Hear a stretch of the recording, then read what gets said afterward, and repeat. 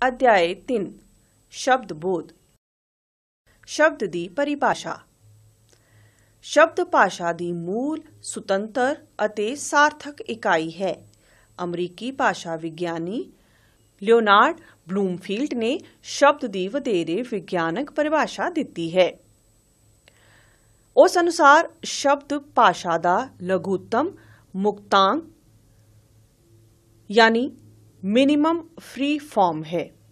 सुतंत्र इकाई तो भाव है कि हर शब्द सुतंत्र रूप विच वख-वख वाकां विच वरतिया जा सकता है। सार्थक तो भाव है हर शब्द का कोई ना कोई अर्थ जरूर हुंदा है। हेठां दिते शब्दां नूं वेखो।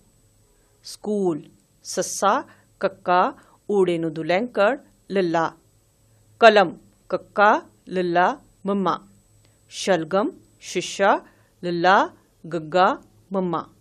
पंजाबी पप्पे ते टिप्पी जज्जा ऐड़े नूं कन्ना बब्बा ईड़ी नूं बिहारी।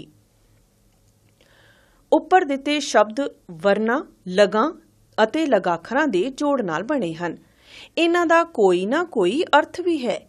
इस तरह असीं कह सकते हां कि वरना लगा अते लगाखरां दे मेल नाल शब्द बनदे हन। ਇਹ शब्द छोटे ਜਾਂ ਵੱਡੇ ਹੋ ਸਕਦੇ ਹਨ। शब्द अर्थ पूर्ण ਹੁੰਦੇ ਹਨ। शब्द वंड। शब्द वंड मुख तौर ते हेठ लिखे आधार ते कीती जाती है। वरतों दे आधार ते। वरतों दे आधार ते शब्द वंड दे दो वर्ग ਹਨ। कोशगत शब्द ਉਹ शब्द ਜਿਨ੍ਹਾਂ ਨੂੰ ਮੁੱਢਲੀ ਇਕਾਈ ਵਜੋਂ ਕੋਸ਼ ਵਿੱਚ ਦਰਜ ਕਰਨ ਲਈ ਵਰਤਿਆ ਜਾਂਦਾ ਹੈ ਕੋਸ਼ਗਤ ਸ਼ਬਦ ਅਖਵਾਉਂਦੇ ਹਨ। ਜਿਵੇਂ ਕਾਪੀ। ਕਾਪੀ ਸ਼ਬਦ ਦਾ ਅਰਥ ਹੈ ਇੱਕ ਵਸਤੂ ਜਿਸ ਉੱਤੇ ਲਿਖਣ ਦਾ ਕੰਮ ਕੀਤਾ ਜਾਂਦਾ ਹੈ। ਵਿਆਕਰਣਿਕ ਸ਼ਬਦ ਵਾਕਾਂ ਵਿੱਚ ਵਰਤੇ ਜਾਣ ਵਾਲੇ ਵੱਖ-ਵੱਖ ਸ਼ਬਦ ਰੂਪਾਂ ਨੂੰ ਵਿਆਕਰਣਿਕ ਸ਼ਬਦ ਕਿਹਾ ਜਾਂਦਾ ਹੈ। ਜਿਵੇਂ ਕਾਪੀ ਨਾਮ ਵਸਤਵਾਚਕ ਨਾਮ ਇੱਕ ਵਚਨ ਇਸਤਰੀਲਿੰਗ ਆਦਿ ਵੱਖ-ਵੱਖ ਵਿਆਕਰਣਿਕ ਦਰਜਾ ਰੱਖਦਾ ਹੈ। ਬਣਤਰ ਦੇ ਆਧਾਰ ਤੇ। ਬਣਤਰ ਪੱਖੋਂ ਸ਼ਬਦਾਂ ਦੀਆਂ ਦੋ ਸ਼੍ਰੇਣੀਆਂ ਹਨ। ਮੂਲ ਜਾਂ ਧਾਤੂ ਉਹ ਸ਼ਬਦ ਜਿਨ੍ਹਾਂ ਨੂੰ ਅੱਗੇ ਹੋਰ ਹਿੱਸਿਆਂ ਵਿੱਚ ਤੋੜਿਆ ਜਾਂ ਵੰਡਿਆ ਨਾ ਜਾ ਸਕਦਾ ਹੋਵੇ ਮੂਲ ਸ਼ਬਦ ਜਾਂ ਧਾਤੂ ਅਖਵਾਉਂਦੇ ਹਨ। ਇਹ ਆਪਣੇ ਆਪ ਵਿੱਚ ਪੂਰਨ ਇਕਾਈ ਹੁੰਦੇ ਹਨ। ਜਿਵੇਂ ਪੜ੍ਹ ਪੱਪਾ ੜਾੜਾ ਥੱਲੇ ਹਾਹਾ ਅੰਬ ਐੜੇ ਨੂੰ ਟਿੱਪੀ ਬੱਬਾ ਆਦਿ। ਰਚਿਤ ਸ਼ਬਦ ਦੋ ਜਾਂ ਦੋ ਤੋਂ ਵਧੇਰੇ ਮੂਲ ਸ਼ਬਦਾਂ ਦੇ ਜੋੜ ਤੋਂ ਬਣੇ ਸ਼ਬਦ ਰਚਿਤ ਸ਼ਬਦ ਅਖਵਾਉਂਦੇ ਹਨ। ਜਿਵੇਂ ਮਨਮੁਖ ਰੇਲ ਗੱਡੀ ਸਪੁੱਤਰ ਮੂੰਹ ਮੱਥਾ ਆਦਿ। ਰਚਿਤ ਸ਼ਬਦ ਦੋ ਪ੍ਰਕਾਰ ਦੇ ਹੁੰਦੇ ਹਨ। ਸਮਾਸੀ ਸ਼ਬਦ ਉਤਪੰਨ ਸ਼ਬਦ।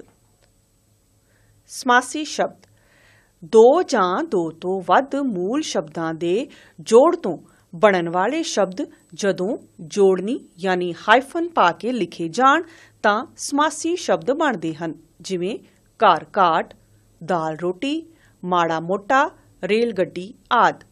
ਸਮਾਸੀ ਸ਼ਬਦ ਕਈ ਪ੍ਰਕਾਰ ਦੇ ਹਨ। ਇੱਕੋ ਅਰਥ ਵਾਲੇ ਜਿਵੇਂ ਕਾਲਾ ਸ਼ਾਹ ਖਿੱਚ ਧੂ ਖੱਟਾ ਟੀਟ ਕੂਲੀਆਂ ਕਚਾਰ। ਵਿਰੋਧੀ ਅਰਥ ਵਾਲੇ ਜਿਵੇਂ ਨਿੱਕੇ ਵੱਡੇ ਦੁੱਖ ਸੁੱਖ ਮਾੜਾ ਮੋਟਾ।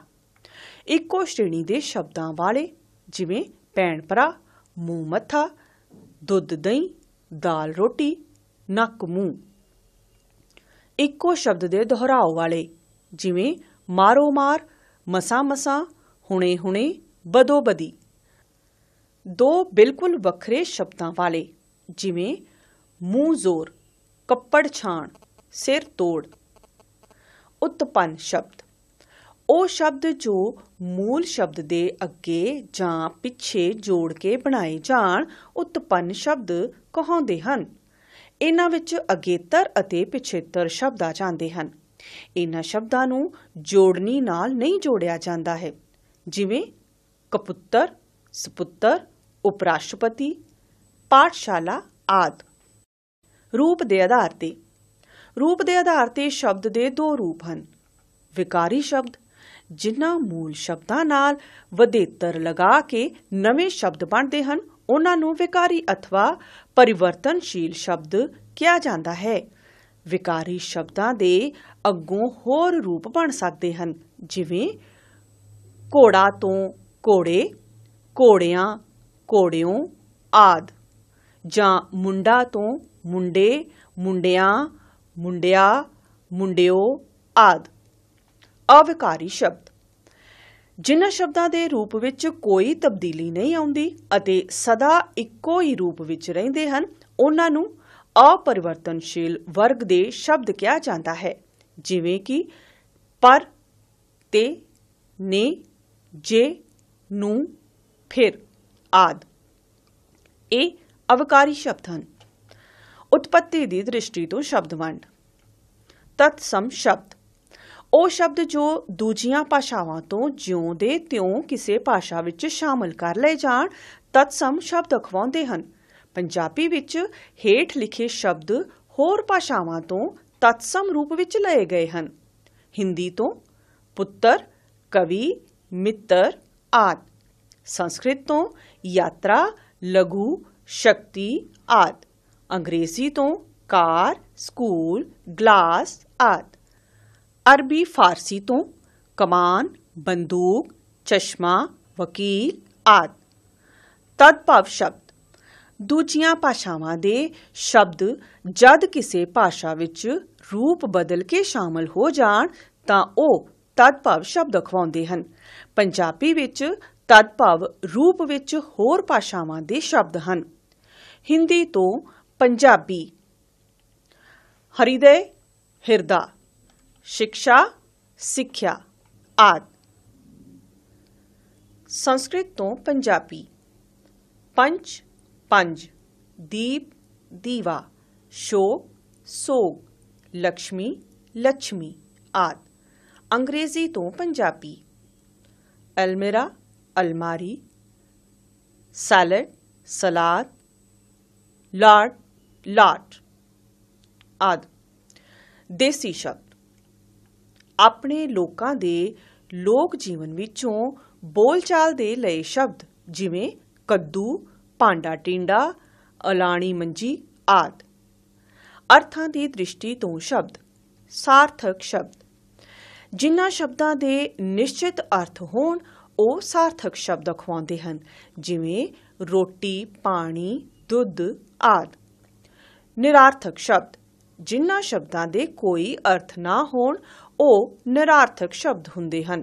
ਉਦਾਹਰਣ ਵਜੋਂ ਰੋਟੀ, ਰਾਟੀ, ਪਾਣੀ, ਧਾਣੀ, ਦੁੱਧ, ਦੱਧ ਸ਼ਬਦਾਂ ਵਿੱਚ ਰਾਟੀ, ਧਾਣੀ, ਦੱਧ ਆਦਿ ਸ਼ਬਦਾਂ ਦਾ ਕੋਈ ਅਰਥ ਨਹੀਂ ਹੈ। ਨਿਰਾਰਥਕ ਸ਼ਬਦ ਦੂਸਰੇ ਸਾਰਥਕ ਸ਼ਬਦਾਂ ਨਾਲ ਮਿਲ ਕੇ ਵਰਤੋਂ ਵਿੱਚ ਆਉਂਦੇ ਹਨ। ਨਿਰਾਰਥਕ ਸ਼ਬਦ ਸਾਰਥਕ ਸ਼ਬਦਾਂ ਨਾਲ ਮਿਲ ਕੇ ਅਰਥਾਂ ਨੂੰ ਨਵੀਂ ਦਿਸ਼ਾ ਦਿੰਦੇ ਹਨ। ਇਸ ਲਈ ਇਹਨਾਂ ਸ਼ਬਦਾਂ ਨੂੰ ਪੂਰੀ ਤਰ੍ਹਾਂ ਨਿਰਾਰਥਕ ਨਹੀਂ ਕਿਹਾ ਜਾ ਸਕਦਾ। ਸਮਾਨ ਅਰਥੀ ਸ਼ਬਦ ਲਗਭਗ ਸਮਾਨ ਅਰਥ ਪ੍ਰਗਟਾਉਣ ਵਾਲੇ ਸ਼ਬਦਾਂ ਨੂੰ ਸਮਾਨ ਅਰਥੀ ਸ਼ਬਦ ਕਿਹਾ ਜਾਂਦਾ ਹੈ, ਜਿਵੇਂ ਅੱਖ, ਨੈਣ, ਨੇਤਰ, ਦੀਦੇ, ਚਸ਼ਮ ਆਦਿ। ਵਿਰੋਧਾਰਥੀ ਸ਼ਬਦ ਆਪਸੀ ਵਿਰੋਧੀ ਅਰਥਾਂ ਵਾਲੇ ਸ਼ਬਦਾਂ ਨੂੰ ਵਿਰੋਧਾਰਥੀ ਸ਼ਬਦ ਕਿਹਾ ਜਾਂਦਾ ਹੈ, ਜਿਵੇਂ ਉੱਚਾ, ਨੀਵਾਂ, ਚੰਗਾ, ਮਾੜਾ, ਖੱਟਾ, ਮਿੱਠਾ ਆਦਿ। ਵਰਗਾਰਥੀ ਸ਼ਬਦ ਸਾਂਝੇ ਅਰਥਾਂ ਵਾਲੇ ਸ਼ਬਦ ਵਰਗਾਰਥੀ ਸ਼ਬਦ ਹੁੰਦੇ ਹਨ। ਇਸ ਵਿੱਚ ਇੱਕ ਵਰਗ ਦੇ ਸਾਰੇ ਸ਼ਬਦਾਂ ਦਾ ਸੂਚਕ ਆਮ ਕਰਕੇ ਇੱਕ ਸ਼ਬਦ ਹੁੰਦਾ ਹੈ, ਜਿਵੇਂ ਸਾਕਾਦਾਰੀ ਭੈਣ, ਭਰਾ, ਮਾਮਾ, ਮਾਮੀ, ਮਾਸੀ, ਭੂਆ, ਤਾਇਆ, ਚਾਚਾ ਆਦਿ। ਜਾਨਵਰ ਕੁੱਤਾ, ਘੋੜਾ, ਹਾਥੀ, ਬਿੱਲਾ, ਊਠ, ਸ਼ੇਰ ਆਦਿ। ਪੰਛੀ ਚਿੜੀ, ਕਾਂ, ਤੋਤਾ, ਕਬੂਤਰ, ਕੋਇਲ ਆਦਿ। ਅਨੇਕਾਰਥੀ ਜਿਨ੍ਹਾਂ ਸ਼ਬਦਾਂ ਦੇ ਇੱਕ ਤੋਂ ਵੱਧ ਅਰਥ ਨਿਕਲਦੇ ਹੋਣ ਉਹਨਾਂ ਨੂੰ ਅਨੇਕਾਰਥੀ ਸ਼ਬਦ ਕਿਹਾ ਜਾਂਦਾ ਹੈ, ਜਿਵੇਂ ਵੱਟ ਗਰਮੀ, ਵੱਟ ਚਾੜਨਾ, ਛੋਟਾ ਰਸਤਾ, ਪੂਰੀ ਤਾਕਤ ਨਾਲ ਵੱਟ ਕੇ, ਕੱਪੜੇ ਦੇ ਵੱਟ ਆਦਿ। ਇਸੇ ਪ੍ਰਕਾਰ ਉੱਤਰ ਤੋਂ ਭਾਵ ਉੱਤਰ ਦਿਸ਼ਾ, ਜਵਾਬ ਆਦਿ ਹਨ। ਵਿਆਕਰਣ ਪੱਖੋਂ ਸ਼ਬਦ। ਵਿਆਕਰਣ ਪੱਖੋਂ ਹਰ ਸ਼ਬਦ ਦਾ ਸੰਬੰਧ ਕਿਸੇ ਨਾ ਕਿਸੇ ਵਿਆਕਰਨਿਕ ਵਰਗ ਨਾਲ ਹੁੰਦਾ ਹੈ। ਇਸ ਪੱਖੋਂ ਸ਼ਬਦ 8 ਪ੍ਰਕਾਰ ਦੇ ਹਨ। ਨਾਮ, ਪੜਨਾਮ, ਵਿਸ਼ੇਸ਼ਣ, ਕਿਰਿਆ, ਕਿਰਿਆ ਵਿਸ਼ੇਸ਼ਣ, ਸੰਬੰਧਕ, ਯੋਜਕ, ਵਿਸਮਿਕ।